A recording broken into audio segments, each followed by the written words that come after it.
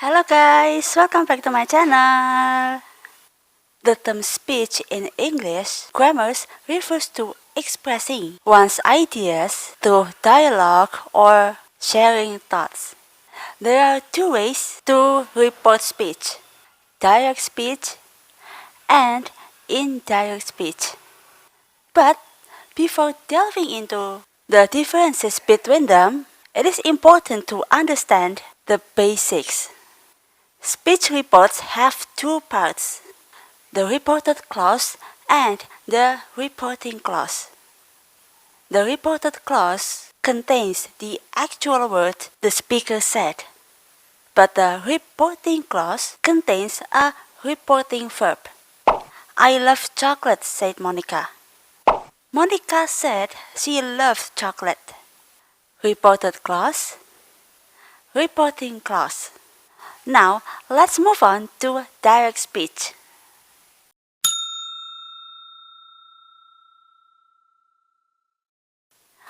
When someone speaks, their exact words are known as direct speech.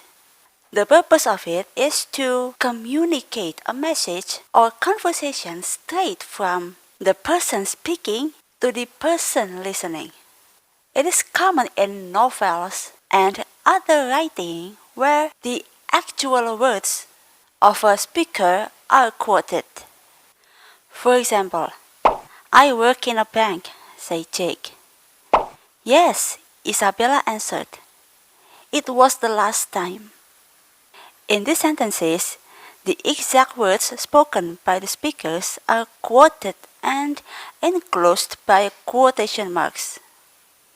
Quotation marks used to separate the spoken words or dialogue from the rest of the text. The words that are directly spoken by the speaker should be placed inside quotation marks. When it comes to using direct speech, there are two options for punctuating: double quotation marks or single quotation marks. It is important to note that both are acceptable, so don't get confused by this. The key is to choose one type of speech mark and use it consistently throughout your work. Avoid switching from single to double speech marks or vice versa, as this can cause confusion for readers. Stick with one type and you'll be good to go. Usually, a direct speech uses a reporting verb in the past simple tense. There are lots of reporting verbs in English like say, tell, ask, answer, demand, cry, and add. But the most common reporting verbs are say and tell. What about the tenses? In direct speech, we may report current or a past conversation, so it can be used in a different tenses to convey different meanings. I work in a bank, said Jake. I worked in a bank, said Jake. I will work in a bank, said Jake. So, the tense used in direct speech depends on the tense of the original word spoken.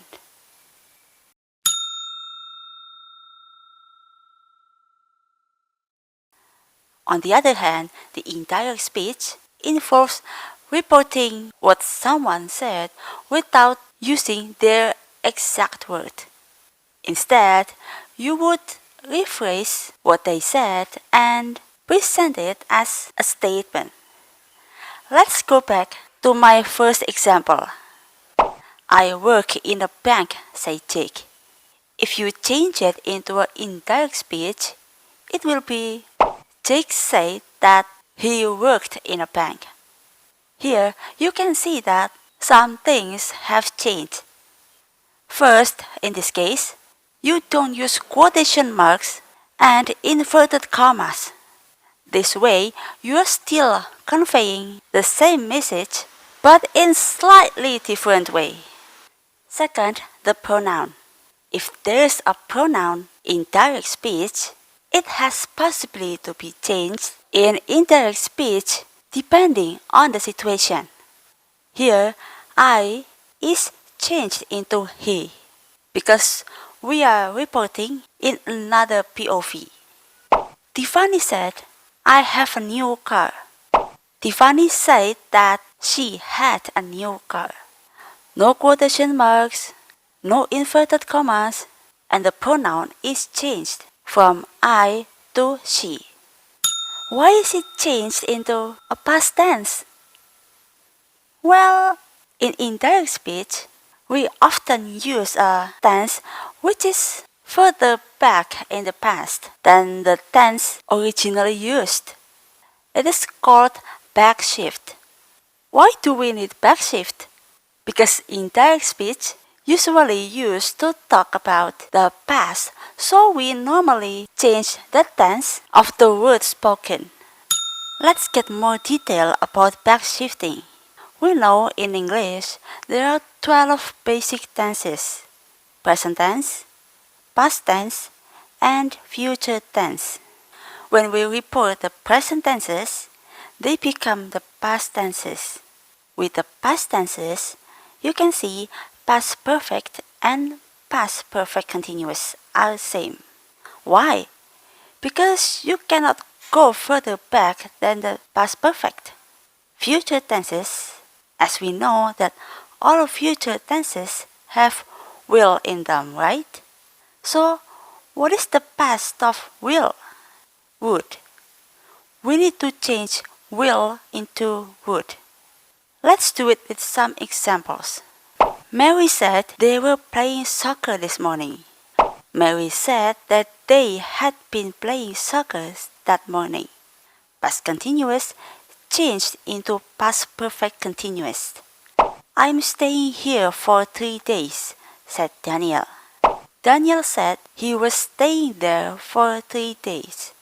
I've also changed the adverb this morning into that morning. You're speaking about the past and the time reference no longer applies. Here into there. Because his here is my there. So keep in mind that sometimes you also need to change the adverb depending on the situation. Exception. I will come to the party next week, said Patrick. Patrick told me that he will come to the party next week. Future simple and future simple? Why the tense is not changed? We don't need to change the tense if something hasn't happened yet. But if you want to backshift it, it will be okay if you say, Patrick told me that he would come to the party next week. Why I'm telling you this? Because in some cases, backshift of tenses is not necessary. First, when statements are still true. John said, my brother is at Cambridge University. John said his brother is at Cambridge University. Second, when you use general statements. Mandy said the sun rises in the east. Mandy said that the sun rises in the east. Let's keep going. Okay, here I have some modal verbs. Some modal verbs shift back in time and change tense in indirect speech. Let's look deeper. Will becomes would. Can becomes could. May possibility becomes might. May permission becomes could. Must obligation becomes had to. Must speculation becomes must. Could, should, would, might remain the same. Let's see them in some examples here. She said, I will visit Paris next summer. She said that she would visit Paris the following summer. I can do it, he said. He told her that he could do it. She said, you should exercise regularly. I told him that I should exercise regularly. He said, it may rain later today. He mentioned that it might rain later in the day. She said, "You may leave the classroom now." She said to me that I could leave the classroom. My teacher insisted, "You must submit your assignment by Friday." My teacher told me that I had to submit my assignment by Friday. He said she must be really busy if she hasn't replied to my message. He commented that she must be really busy since she hadn't replied to his message. When yes or no questions and alternative questions are quoted in indirect speech, the structure of the sentence would be a reporting clause plus a reported clause that begins with if or whether. Let's do it with some examples. "Are you Russian, Eva?" Leilani asked. Leilani asked Eva if she was Russian. A reporting clause plus a reported clause that begins with if. "Do you prefer coffee or tea?" Justin asked. Justin asked whether I preferred coffee or tea. A reporting clause plus a reported clause that begins with whether. So whether and if are the same. So feel free to use one of them. An indirect question is not a real question. So you don't need to change the subject and verb, and you don't need a question mark. Okay, now let's move on to another question, like WH question. What is WH questions? They are what, who, where, when, why, and how. So, when we want to report a WH question in indirect speech, we use a reporting clause plus a reported clause introduced with a WH word, like who, what, when, where, why, and how. "Who locked the door?" Lydia asked. Lydia asked who locked the door. In this example, who is the subject of the verb locked. "What will the computer cost?" he wondered. He wondered what the computer would cost. In this example, what is the object of cost.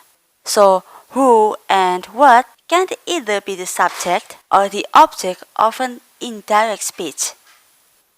Lock the door. Be quiet. Don't answer the phone. These are called commands. We tell someone to do something.